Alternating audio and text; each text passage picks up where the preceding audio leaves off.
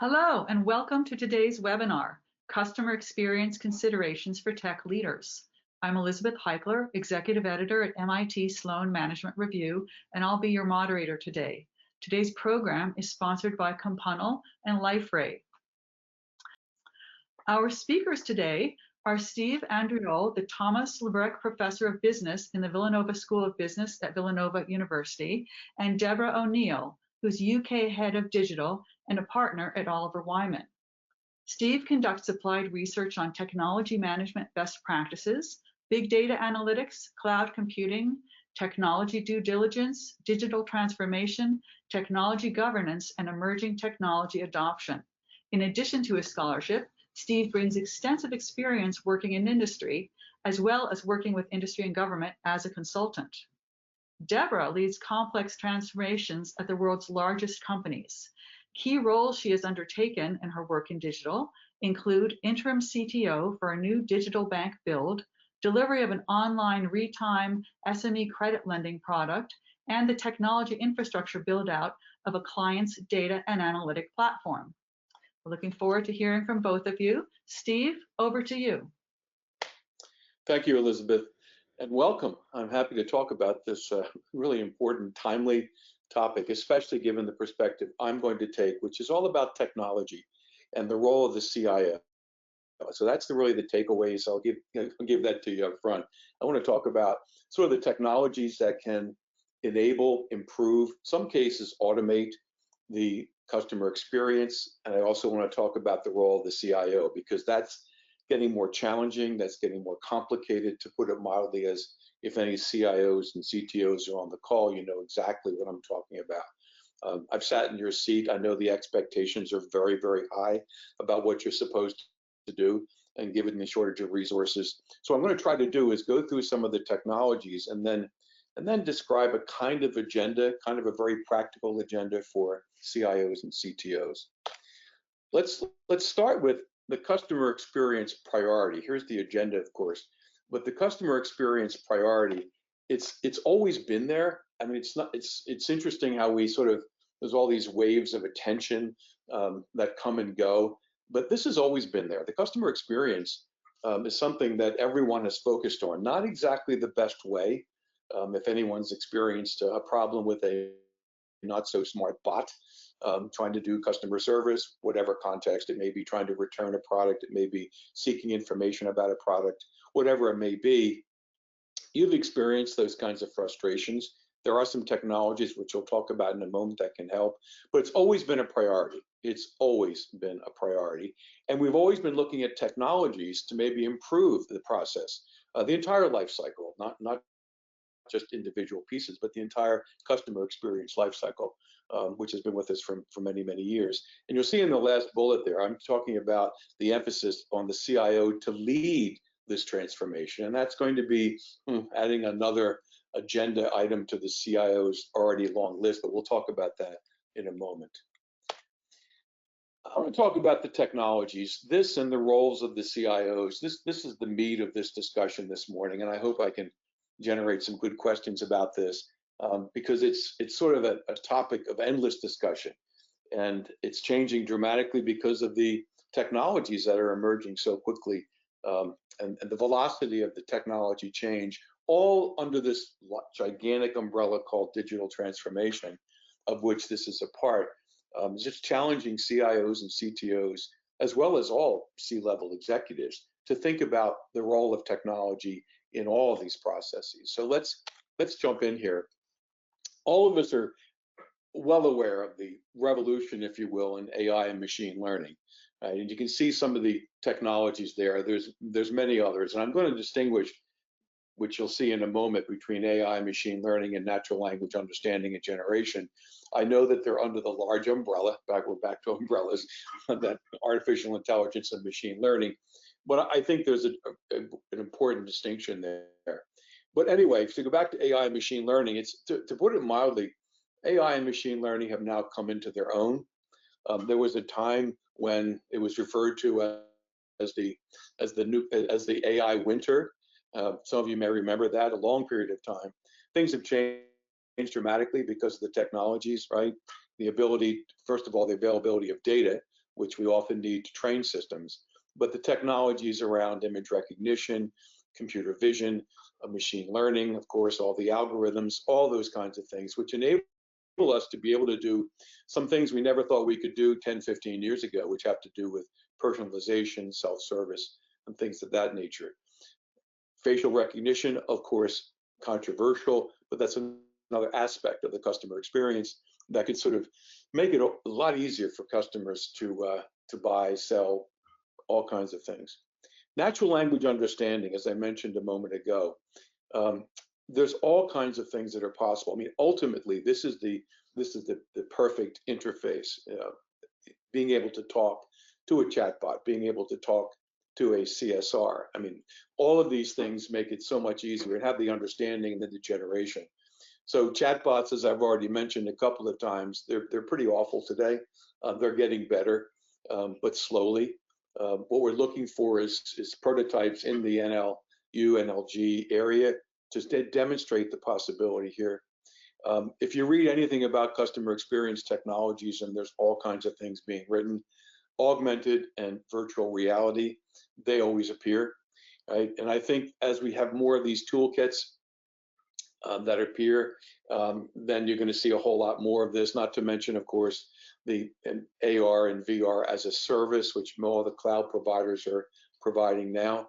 So I think this is going to change. We need the business models around what makes the most sense. They shouldn't be intrusive. They shouldn't be dumb, frankly, but rather they should be very supportive and very helpful. But this is a very promising technology, again, because it's the technologies are now delivering it in a low-cost way. Not so many years ago, like 3 or 4 or 5, headsets were ridiculously expensive. Now the cost is coming down. Now, of course, we're using smartphones and other devices to affect AR and VR. That will change things as well, offers a great opportunity, as does, of course, AI, machine learning, and LUG. Social media, of course, there's a whole lot of DM customer support there in social media. People should be able to use whatever channel they want to be able to communicate and to get responses that are coherent and often enabled by some of these emerging technologies.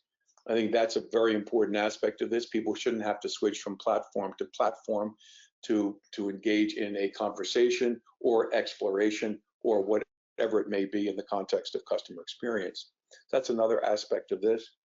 Video teleconferencing, of course, with real service representatives, although we're not that far, maybe 3 to 5 to 7 years from all kinds of virtual holographic CSRs, that's maybe pushing it a little bit, but you can see where this is going to go in the short term. Like right now, it'd be nice to have video teleconferencing as a ubiquitous channel.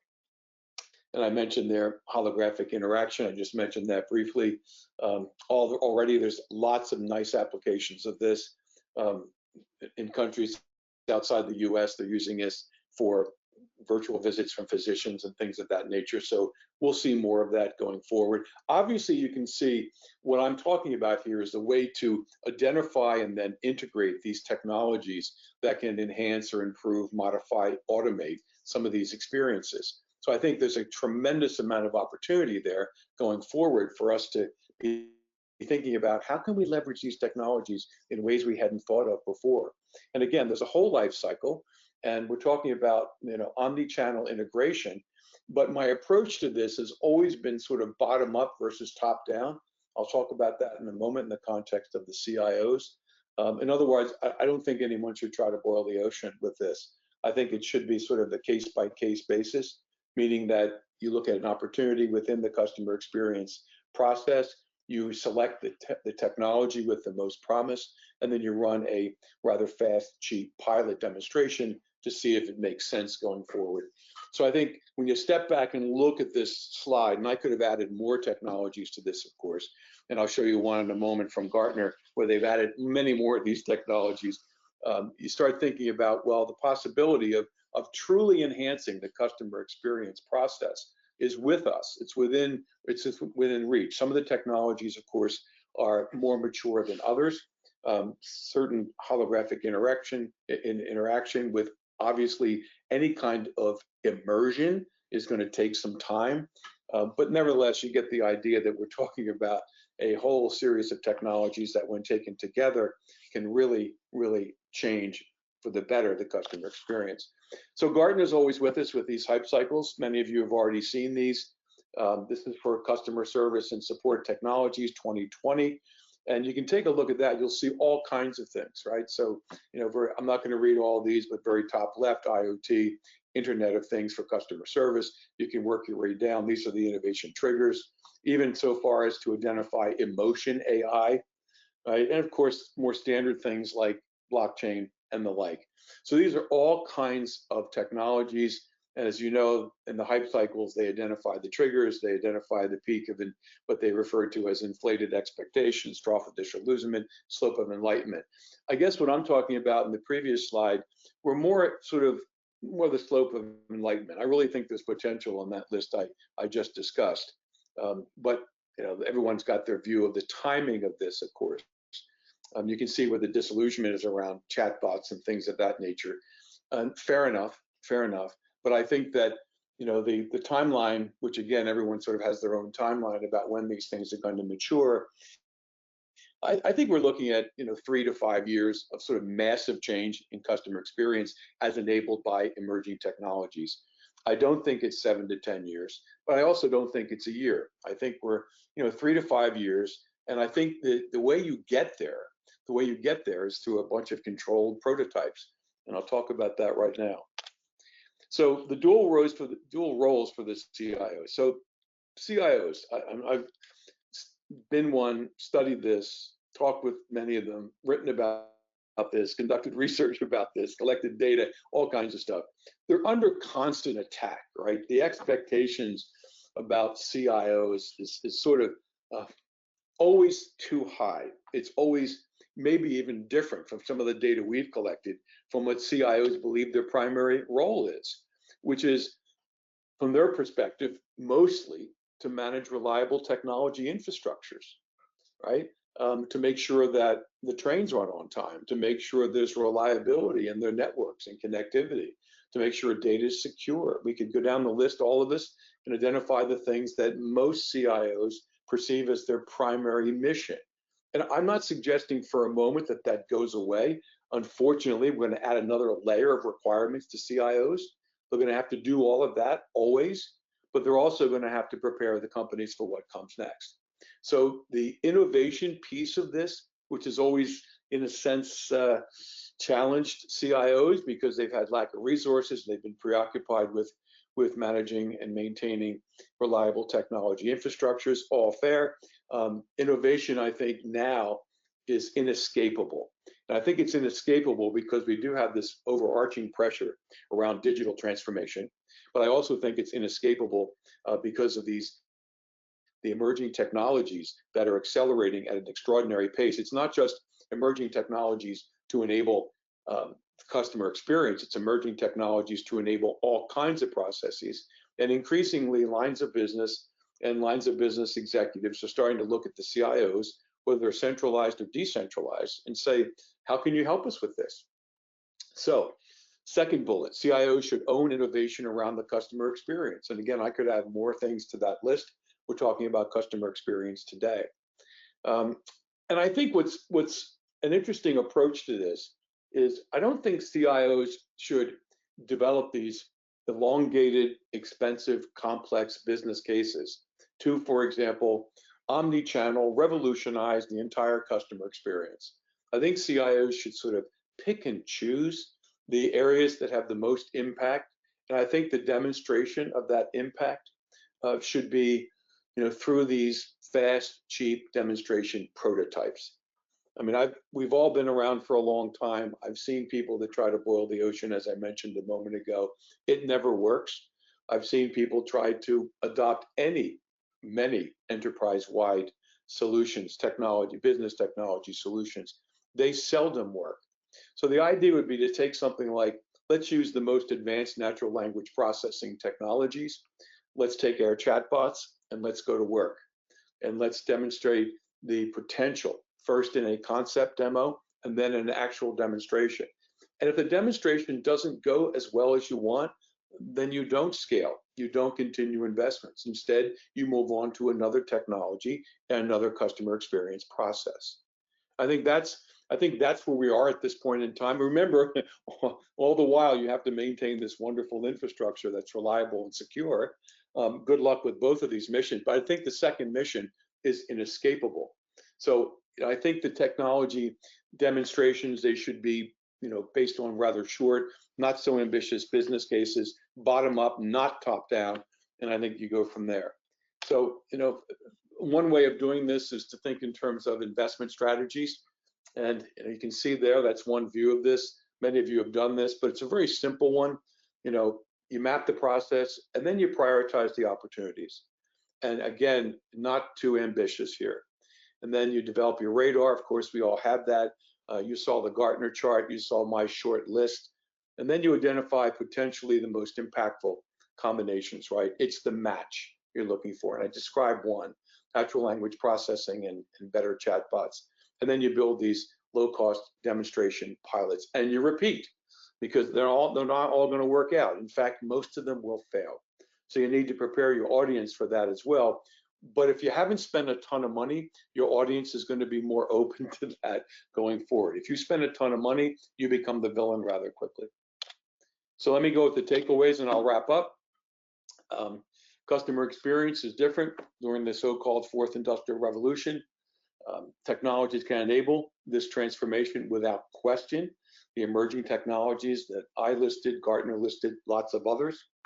And of course, CIOs are forever burdened with this dual role where they got to maintain the infrastructure and manage innovation. In this case, it's innovation with emerging technologies around the customer experience. And with that, I'll turn it over to Deborah. Thanks, Stephen, for that. I thought it was really interesting, and hopefully where I'm going to go now is a little bit more holistic across how does the whole of an organization really think about that balance between that seamless customer experience and some of the sort of fraud, cybersecurity and vulnerability risks that we know that CIOs and CISOs are really being focused on. And so hopefully the sort of grounding that Stephen set in terms of the technologies and the options out there, this will sort of complement sort of around the edges. So as you all know, there's this balance between seamlessness and security, and there's often quite a tussle between them within an organization. We know that customers generally find more seamless journeys. So where we mean seamless, one click or very fast, not many interruptions, more enjoyable. But sometimes security forces extra checks and controls into the process, either redirections or extra hoops or authentication methods that actually can create a feeling of dissatisfaction, but actually can also go wrong. So you actually enhance the risk of that customer pleasing when you're actually trying to keep them safe. And that balance between getting that highly seamless proposition that's appropriately secure is one of the key commercial differentiators that I think we're all striving for in this new digital age. Just, I was thinking about this earlier and I was saying, well, if you take something that we all used to do all the time and sort of think about how that's changed, the one that came to me was when you had to go and buy a present for someone and you'd actually go to the shop, you would select the gift, you would take it home, you would dig the sellotape, scissors, wrapping paper out of the drawer, probably spend some time looking for them because you didn't know where they were. And then you would then wrap it up, you'd walk to your post office, you would weigh it, you'd sign some papers and you'd hand it over, and hopefully in a few days it would arrive at its destination. And today we just take it for granted that, we can go onto the internet, very quickly search online, and just within a few clicks, sometimes even with not even putting any details in because we've already got them all saved, we can have a gift delivered in a few hours potentially, all wrapped up and with a message included. And that's only been in a short period of time, and we all sort of take that experience for granted. But it does prove sort of challenging that balance for other organisations. So everybody's been on this rapid journey towards greater digitalisation. I think we can safely say, particularly given COVID, there's not much sign of that slowing down. So in retail, as we've said, click and pay is just a normal action. We pick up we expect to do that continuously. Of course, we now know we're also moving to a world where there's a potential for picking up the item, walking out the store, and the store just taking payment through some sort of facial recognition or biometric verification. And I don't think it's too hard a story to even dream. Would we one day have a fridge that just orders the milk for us and it arrives at home because they knew we were going to run out before we did? So that seamlessness is just pervading through our lives, and that's sort of hassle-free. But we know, and Stephen alluded to it, this doesn't all come without risk and doesn't also require new technologies. And I think for the CIO or the CISO or anyone who's had a remit for worrying about security, I think this has been very hard for them to sort of find their position in the organization, particularly if the people who are driving innovation don't have these risks front of mind. And I've been many clients recently where the situation has been that there's been a need to retrospectively apply controls and safeguards. And that does mean that people who have these jobs sometimes can feel like the bad cop or, the villain, as I think was described earlier. However, there is hope. I think if you can be at that front of the innovation cycle, can you be the CIO driving some of that innovation and be in the conversations, then a lot of the interventions to really balance this are quite small and can really be done as part of the designs of new customer journeys. And a lot of this is also around not just the technology and the things that you do for the process, but also that education that you take your customers on so they really know how to look after themselves as well. I always think for the audience, a question to really keep in mind when you're having these conversations is, where are you on this seamlessness versus security journey? And are you having those conversations frequently enough?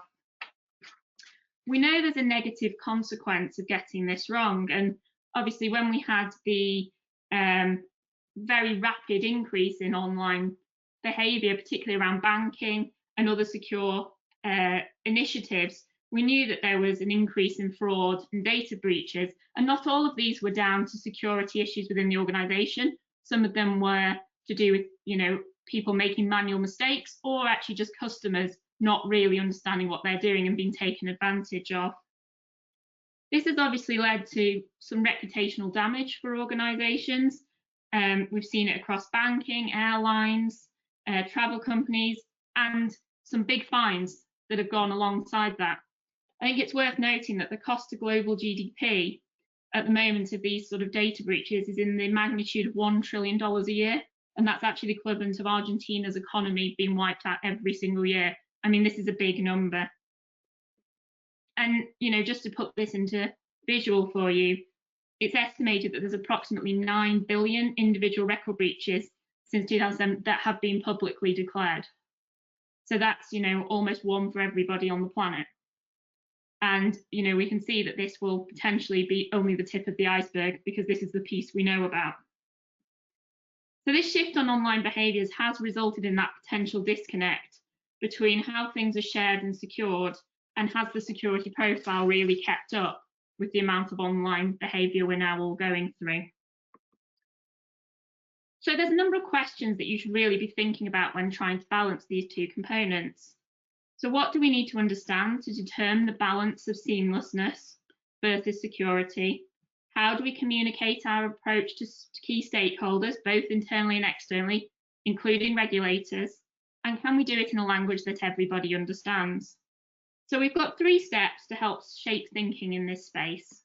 Firstly, examining the trade-offs. So for everything that you're launching, any new proposition, how important is that seamlessness versus the security to your proposition?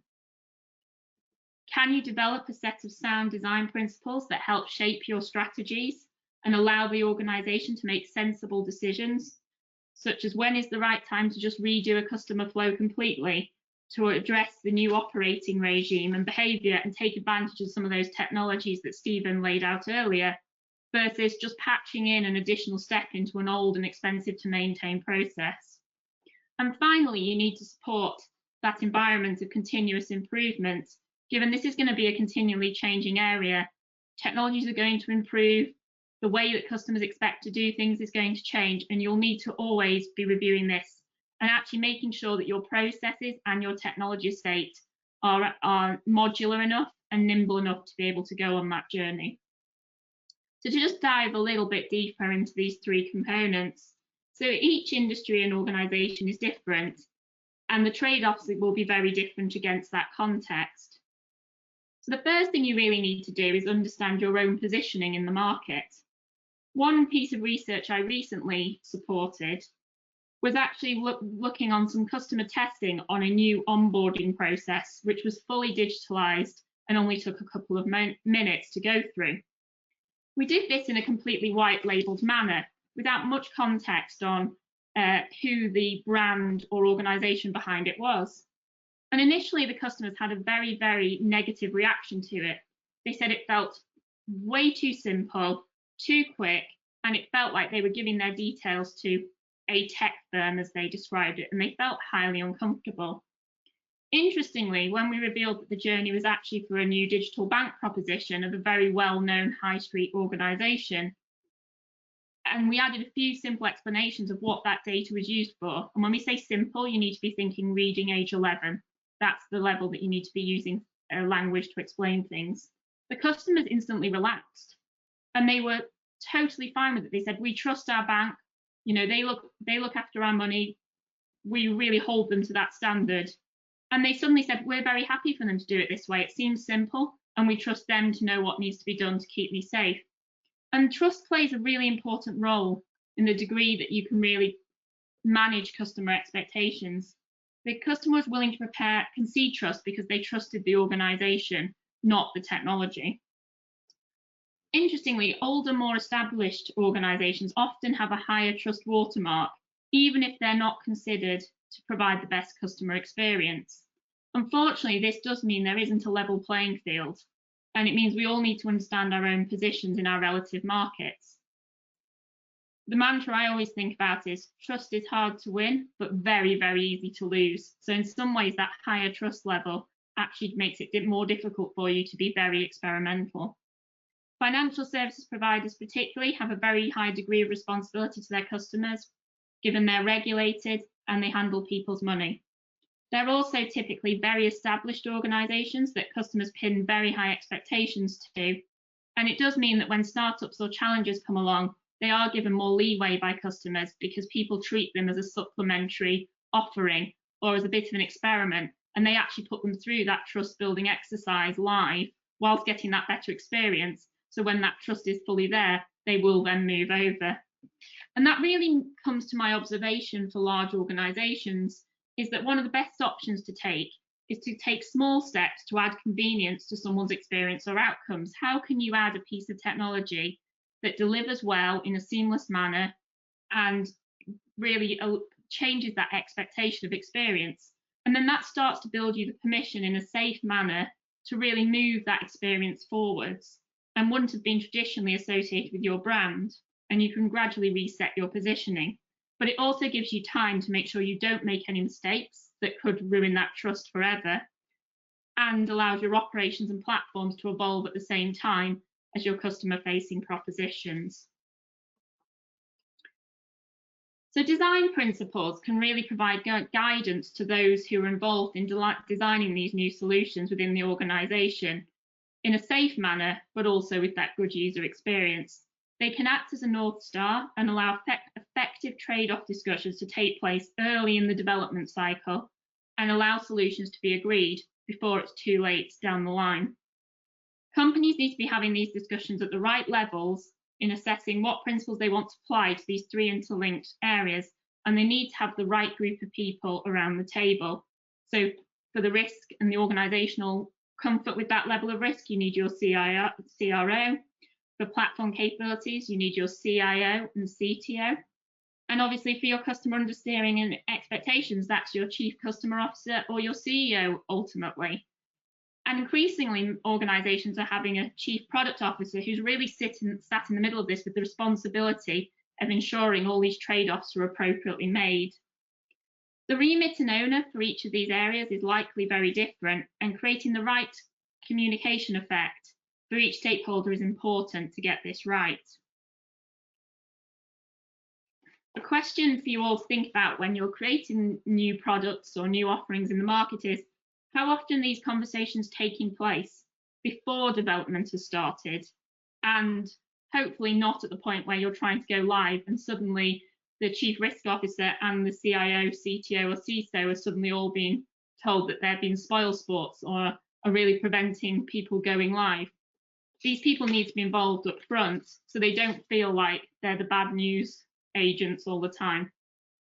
I've really seen that embedding risk professionals and members of operations and security teams into squads is very effective and can create a cultural shift to ensuring that cybersecurity and trust are part of everybody's everyday responsibilities, regardless of whether they hold a technical role or not. Finally, there are a long list of solutions that try to bridge the gap of providing benefit towards seamlessness and greater security to the customer journey. Splitting these broadly into customer-facing and internal activities, there's a constant need for innovation, and not all solutions are fully technical. This can be as simple as giving the customer choices and being transparent on what their choices will mean to their forthcoming experience, but you've given them the decisioning power rather than making those decisions for them. One thing that I saw in a UK bank that I thought was quite simple was actually for payments. Payments have become very one-click and sort of straight through processing, but they'd seen for a lot of their mainstream customers a high level of fraud, of people being taken advantage of. So they did add a little bit of friction into the process, but it was in the form of one question after you said you wanted to make a payment. They said, what is this payment for? Is it for goods or services? Is it to friends or family?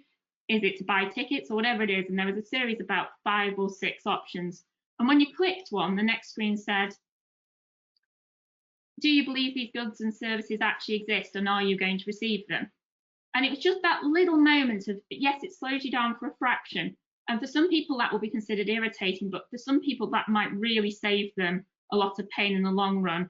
And as we get to more faster payments and, every service being paid for on a mobile phone, we will need to think about how do we educate our customers. It's not just about the technology, it's also about that educational process.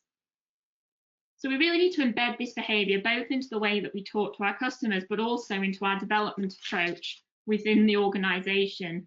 So it's never just coming at the end of the process as a bit of a tick box exercise, or where you have to retrofit in a lot of activity. It's really about how do you get everyone thinking about this all the time. So just reflect on some of the trade-off points again and just to challenge them. What degree do you need complete seamlessness in a particular proposition versus where is there some friction that's required to keep people safe? Do you really need to ask for all of your customers' data up front? And have you got an appropriate and expectation with the client to be asking for it, or at least explain what you're going to do with it? And are you a brand that's got a high trust customer expectation, and are you certain you're not putting that trust level at risk when you go live with something? So if you just take 3 things away from today, in summary, the pace of change in the growth of digital is startling. It's not stopping. We're seeing journeys get more and more simple, authentication getting more and more simple, and that's the drive that we're going on. But however far you go along the one-click process needs to be right for your organisation, and you need to continually assess it and adjust it accordingly. As I mentioned, trust takes years to build, seconds to break, and forever to repair.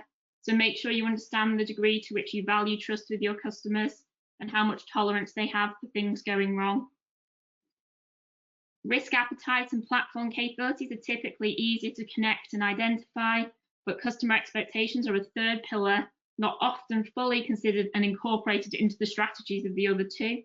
You don't want your customer experience to be eroded by poorly designed controls, but equally you don't want to put people at unreasonable risk. And finally, I think in summary, and people who've heard me speak before, it tends to always come back to this, is cultures and behaviour. One can argue that the solutions will be found in technology. I think we've seen how many possibilities there are, but you really need to focus strategies and drive change in organisations by having every single person, no matter what their job is, really embrace the thought of how do I really embed security, safety, and the right thing to do with my customers into everyday life, even as we're going at a fast rate of innovation and development. Thank you very much. I hope that was useful. Deborah, I just wanted to jump off of your presentation a moment ago. If you can also just make sure your volume is on while you're finding your webcam. How might competing interests within the organization make it more difficult for tech leaders to balance that sort of seamlessness with security? Have you encountered or heard stories of kind of difficulty where, a CISO, or, Chief Information Security Officer is having difficulty sort of negotiating with marketing over these kinds of things? What are some of the, is this generally a political issue you find, or are there occasionally, does it run pretty smoothly, I guess? Elizabeth, I don't know if you can hear me. I'm having a few technical issues. I can hear you, yes. We just can't see you yet. Okay. Yeah, no, for some reason I've got the, the whirling timer of doom that I'm sure you're all used to on these items. But hopefully, if you can hear me, then I can answer.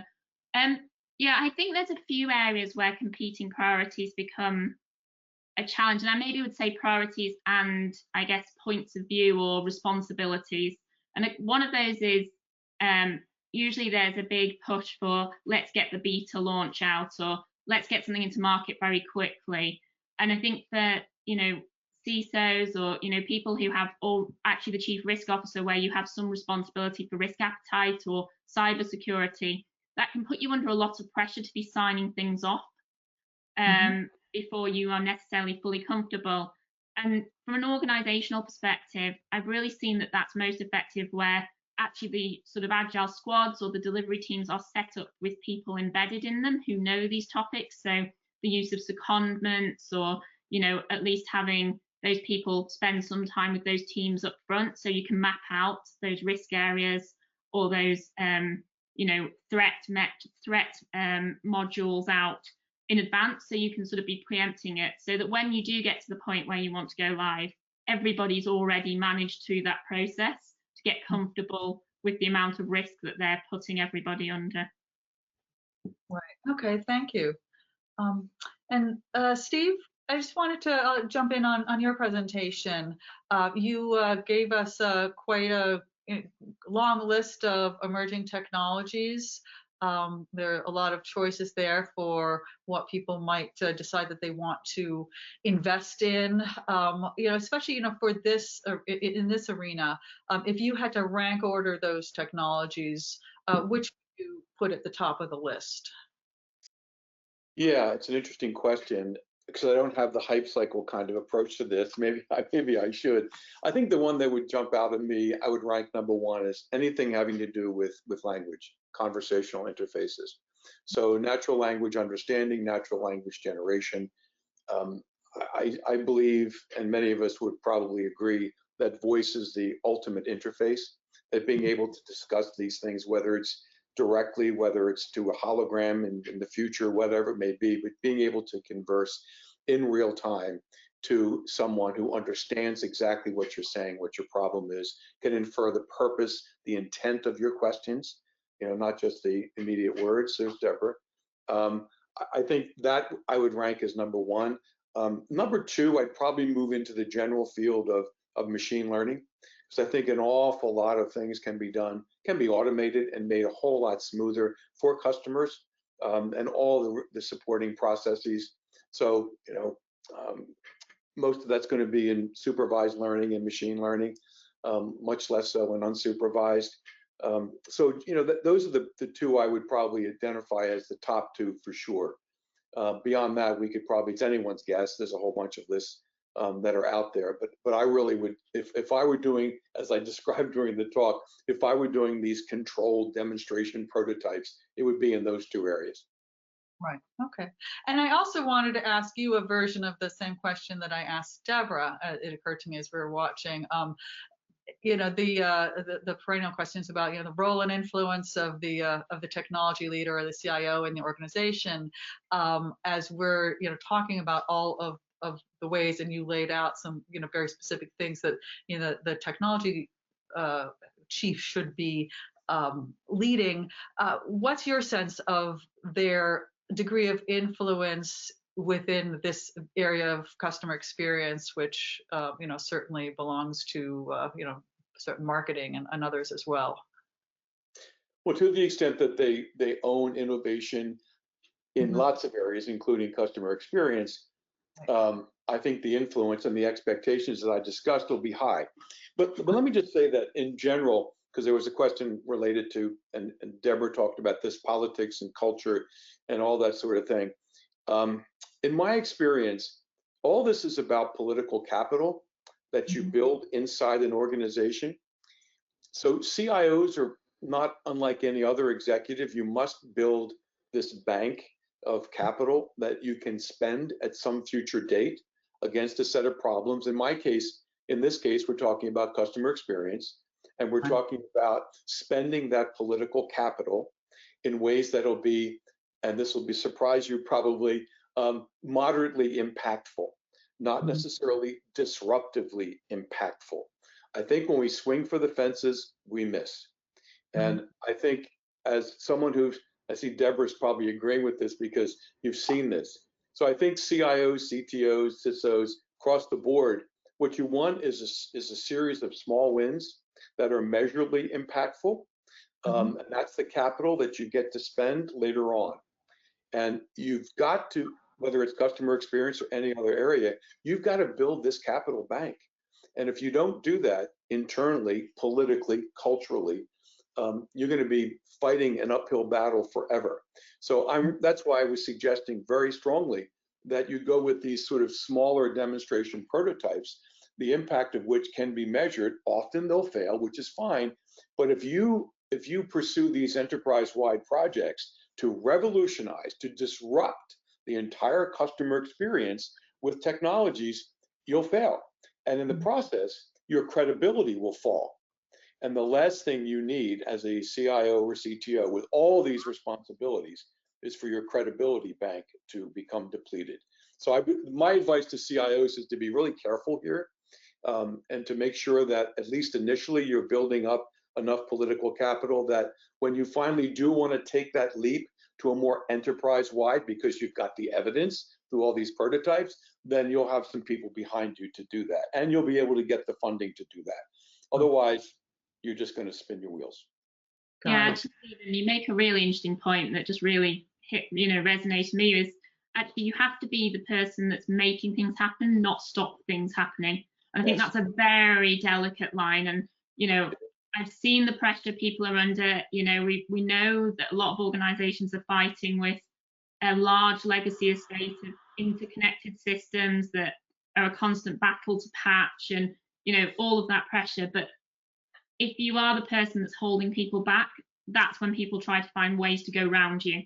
And that's where you can find out very late in the day that suddenly something's going live because, some innovation unit or some new products launching, and suddenly you're caught out. And then you become not only the person that was missed out of the cycle, but also the person that's then shouting and stamping your feet, which is, I think as Stephen says, that's why you need that political capital, but you've got to be on the positive side of all of this.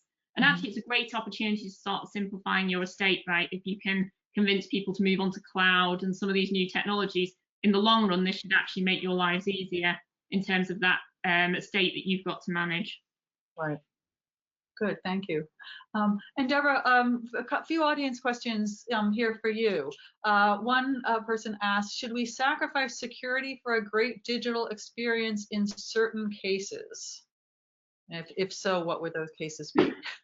So I think absolutely there should be no time where you're just putting people's personal data out on the internet or anything like that. I think there's a floor on which security you need to be compliant with.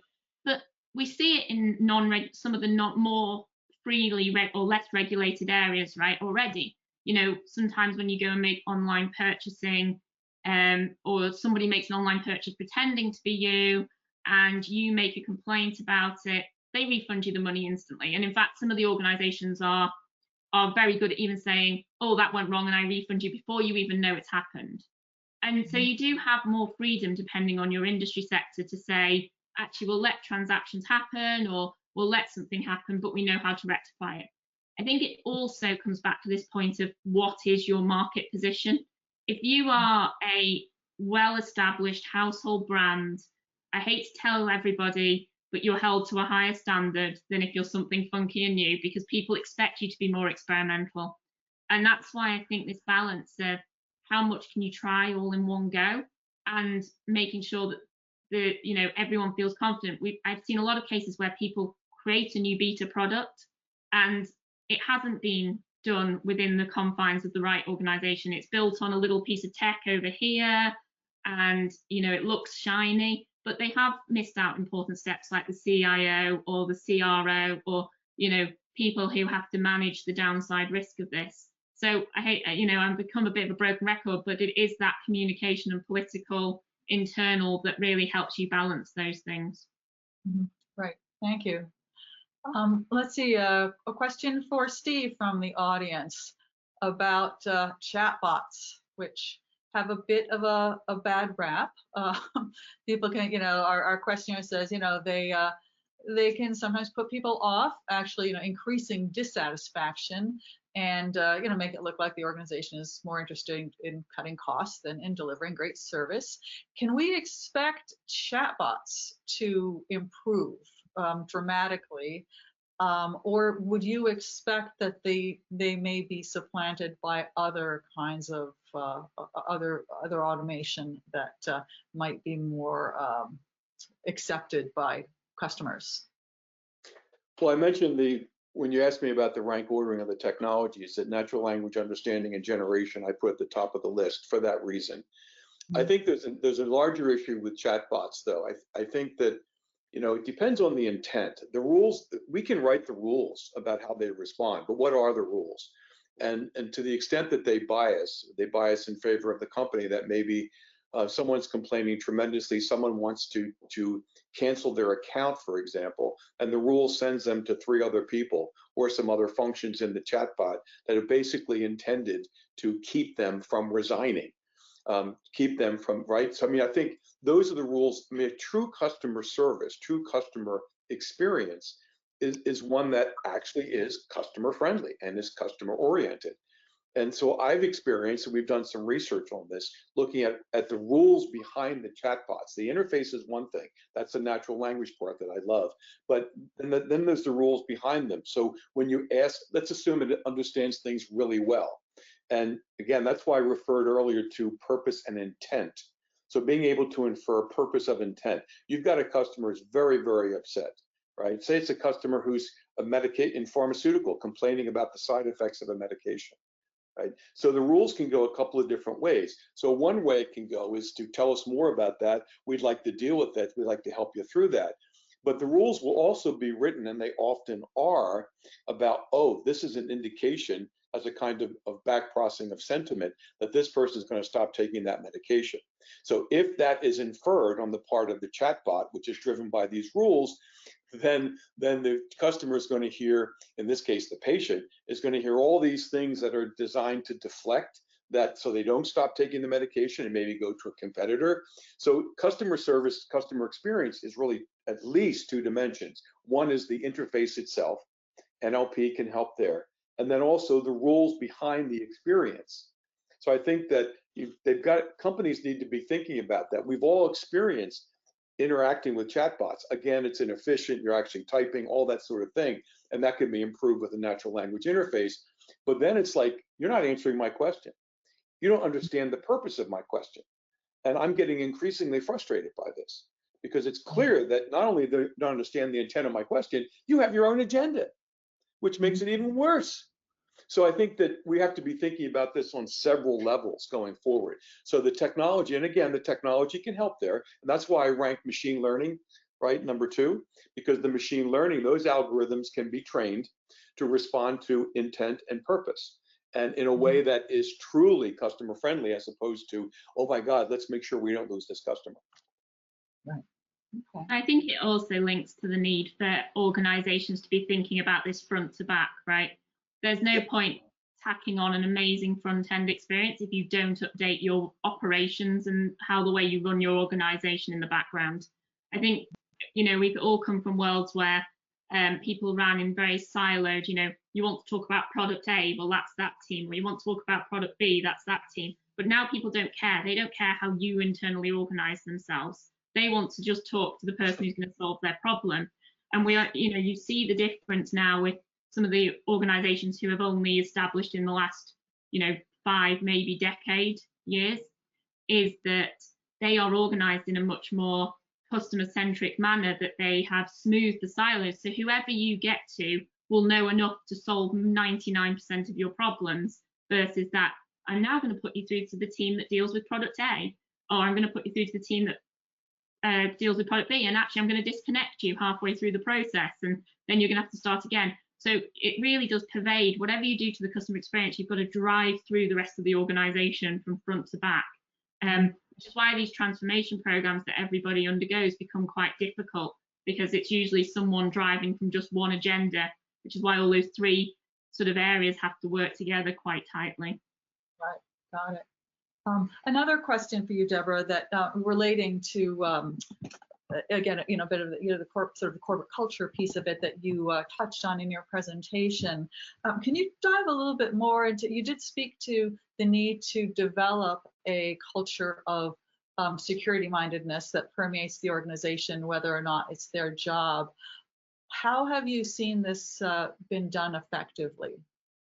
So I think a really simple thing you can do is sort of, monthly or every couple of months, getting your teams together and doing kind of a threat modeling brainstorming session, right, where you say, okay, let's look at our process that we're running. Where are all the places that we could be vulnerable? Either vulnerable to a customer doing something wrong, not understanding what you're asking. Where is our vulnerability because we have a manual intervention where we don't have enough control around it? And you're constantly getting everybody to look at that from different angles, because you get very interesting perspectives. Somebody from marketing might say, actually, I've seen something out in the industry that now makes this look like we may get a reputational risk because actually people don't like this experience anymore. Or you'll get one of the engineers that says, actually, I've noticed that we haven't upgraded the API structure for a while and checked that, that the messaging system's secure between them. And you'll get maybe one of the analysts that says, actually, I've noticed that we've had to do a lot of manual interventions on this particular piece of documentation, and I feel like maybe we didn't have enough checks on it to make sure it's secure. So you just start that mentality of people really challenging their processes and thinking about it. And that's quite simple, because it gives everyone almost a sort of vested interest to get these concerns out on the table. Some of them will be minor risks that don't need any particular worry, but now and again, you'll just get that needle in the haystack where someone hits on something that's quite important. Right. Okay. Thank you. And let's see. And Steve, we have one for you that's also kind of getting down to brass tacks. What are the what are some of the biggest challenges or obstacles for prototyping and adopting some of these emerging technologies that you had talked about? Well, as I mentioned, you try to boil the ocean, you'll fail. I think if you ask for way too much money, you'll fail. I think if you set expectations too high, you'll fail. So I think I've been talking a lot about and writing a lot about this bottom-up phenomenon, right? And I mentioned that in the context of political capital. I think a lot of it's messaging, a lot of it is communication, setting expectations, going for more incremental innovation than disruptive innovation. That may strike some of the listeners as maybe not a great message, but disruptive innovation is very challenging and very difficult. Deborah was talking about at the end, she said, hey, this won't work unless there's a cultural change.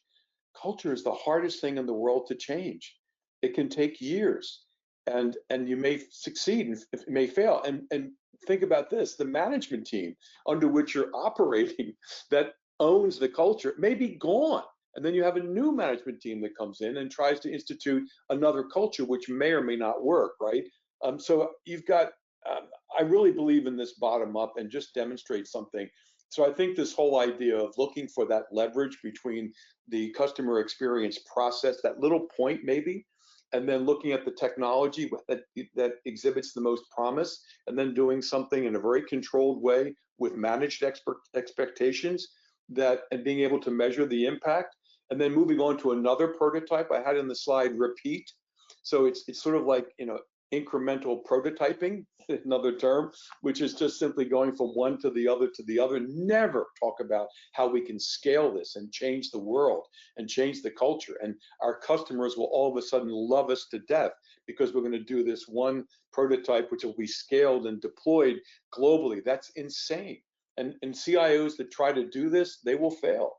So I think, again, you want to start small with prototyping, manage the expectations, measure the impact. It's got to be quantitative, empirical impact.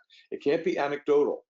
You can't do that, because then people will be able to offer their own anecdotes that contradict your anecdote. So it's got to be quantitative, empirical. It's got to be a relatively small scale. And then you move from that. You move up with another prototype and another prototype.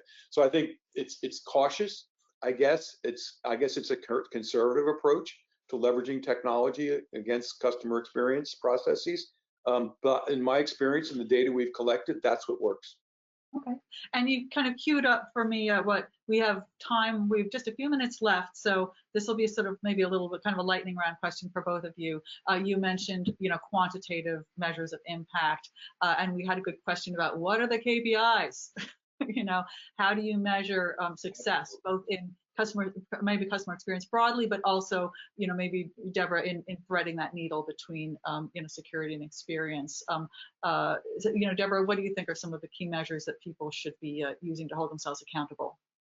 Yeah, I mean, the big one that I know the whole industry goes on and on about is, have you got things like your DevOps pipeline working well? Can you do that continuous deployment? So if you do put something out there and people like it, how can you develop it further? How can you add in new functionality if you need to? If they don't like it, how do you get it out again? So, I think something around that measure of how quickly you can deploy things, how frequently you can deploy things is a great one. I think, around operations and some of that customer interactions, obviously people go on about cost, as Stephen rightly says. We don't want people to feel on the other side that it's all about cost. But there is something around cost to serve, and also not just the cost to serve, but the cost to get to satisfaction, because there's the cost of servicing the call and people not being satisfied and losing that business. So how do you get that, cost to serve and cost to satisfaction at the right level? And then I think there is something around measuring, your attack plane. If you put something out there, how many attacks are you getting? Hopefully you're actually measuring them, because actually if you know they're coming, then you're doing something about them. The worst ones are the ones you didn't know and they get inside your perimeter. But being very aware of what's our attack profile, and where are those attacks coming from. So some of it's very standard sort of KPIs around that. Service management is a massive topic now. If you're working with a lot of third parties, what are your service management KPIs? Availability, responsiveness, latency, all of those good things would be my view. Great, thank you. Steve, do you have 30, and can you share any 3 seconds? Yeah, no, I'll say just in the context, keeping it small again, so chatbots, making some changes, making some fixes with NLP, natural language processing, broadly defined. You can certainly measure the effectiveness of that, right? The abandonment, how many people leave a call, how many repeated questions. These are all the quantitative, and then the outcomes. So I mentioned the example, for example, of pharmaceutical companies trying to prevent people from stopping to take medication. You can measure that as well. So there's a whole series of things that can be through sentiment analysis, but you can measure all sorts of things like that against a set of outcomes. I did it in 30 seconds. Beautiful. Thank you so much, both of you. That concludes our program. And thank you both so much, Steve and Deborah. I wish we had more time. We had a lot of good questions. I felt like we were just getting started. Good discussion there. Thank you to everyone who attended today. And of course, thanks to our sponsors, Compunal and LifeRay. We hope you'll join us again soon.